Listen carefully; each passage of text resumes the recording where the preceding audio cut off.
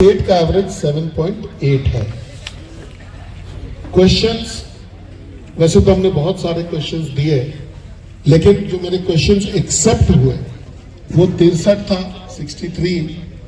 National average 26 का है और स्टेट का एवरेज 34 का है। आपको स्मरण रहे कि मैं फर्स्ट टाइम सांसद हूं और पहले सत्र से ही अपने क्वेश्चन को मैं राष्ट्रीय औसत से भी बहुत ऊपर रखने का प्रयास जो है मैं कर रहा हूं। ये आंकड़े जिनको भी चाहिएगा तो हम ये मोबाइल में है, व्हाट्सएप पर वो हम लोग आपको भेज सकते हैं। उसमें पूरा डिटेल जो है वो रहता है। ये लोकसभा द्वारा जारी किया गया आंकड़ा है। जो 7 विषय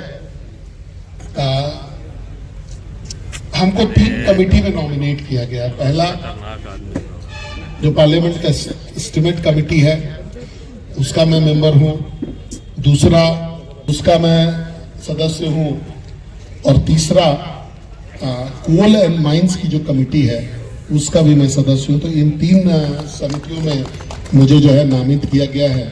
इसके लिए मैं माननीय स्पीकर महोदय को बहुत धन्यवाद देता हूं कि फर्स्ट टाइम के सांसद को महत्वपूर्ण कमिटियों में जो दिया गया है, ये उस बात के लिए उनको बहुत बहुत धन्यवाद। अब जो विषय मेरे द्वारा रखे गए, आपको जो 7 विषय जो वहां पर रखा गया, पहला विषय था हजारीबाग में एम्स की स्थापना को लेकर के। हजारीबाग में हम सभी लोग जानते हैं कि चतरा, कोडरमा, हजारीबाग, नवादा, रामगढ़, इन सभी जगह से पेशेंट्स जो है ये हजारीबाग आते हैं। तो ये 4-5 जिला और लगभग अगर कहिए तो लगभग 1 करोड़ आबादी का जो है ये मेडिकल का हब जो है इसको माना जाता है। और आज जो सबसे बड़ा समस्या हम लोग झेल रहे हैं वो है यहाँ से रेफरल का। आपने भी कई एक बार प्रश्न इस पर उठाया है कि भाई पेशेंट को बिना मतलब का रेफर कर दिया जाता है। कोई पेशेंट गया और उसको जो है अगर जाने लायक है कि नहीं है तो रेफर कर दिया जाता है। तो अगर रेफरल भी हो, अगर एम्स हो या मेडिकल कॉलेज की स्थापना जो है यहाँ पर अगर हो गई है तो वो सुचारू रूप से चले, तो अगर सदर अस्पताल से उसको रेफर भी किया जाएगा तो वो हजारीबाग का हजारीबाग ही रहेगा। उसको रांची जाने का जहमत जो है वो नहीं करना पड़ेगा। दूसरा प्रश्न मैंने किया था रोड एक्सीडेंट्स को लेकर के, और रोड एक्सीडेंट्स में हम लोगों ने ब्लैक स्पॉट्स को विशेष रूप से चिन्हित करके हम लोगों ने बताया था कि ये ब्लैक स्पॉट्स है, इस पे आपको कार्रवाई करनी चाहिए।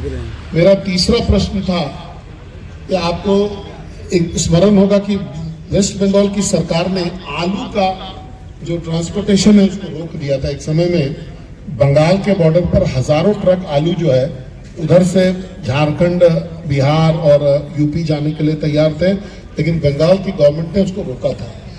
उसकी वजह से यहाँ पर जो है झारखंड में आलू का जो दाम है उसका बेतहाशा वृद्धि हो गई थी। तो हम लोगों ने इंटर स्टेट ट्रेड का हवाला देते हुए कि भाई अगर हमारे पास रोक दें, अगर राज्य के लोग यही काम करें तो नेशनल फीलिंग जो है वो भी मरेगा, साथ ही साथ जो है दाम का इम्बैलेंस हो जाएगा स्टेट टू स्टेट में। तो ये भी विषय हम लोगों ने उठाया था और मुझे हर्ष है कि सेंटर ने इस पर इनिशिएट किया था। बाद में यह मामला सॉर्ट आउट भी हो गया था। आज के दिन में ये आलू का परिचालन जो है चालू है। हजारीबाग में लंबित एयरपोर्ट के विषय को भी हमने उठाया था कि भाई एयरपोर्ट जो है सैंक्शन हो गया है, पैसा भी आ गया है, लेकिन अभी तक इसका काम चालू नहीं हुआ है। तो उसका रिटर्न में भी जवाब सामान्य मंत्री जी का मेरे पास आया है कि भाई लैंड एक्विजिशन की जिम्मेवारी राज्य सरकार की है और राज्य सरकार जैसे जमीन देगा हम लोग इस परियोजना को आगे लेकर के जाएंगे। आपको मैं स्मरण दिलाऊं कि जब मैं विधायक था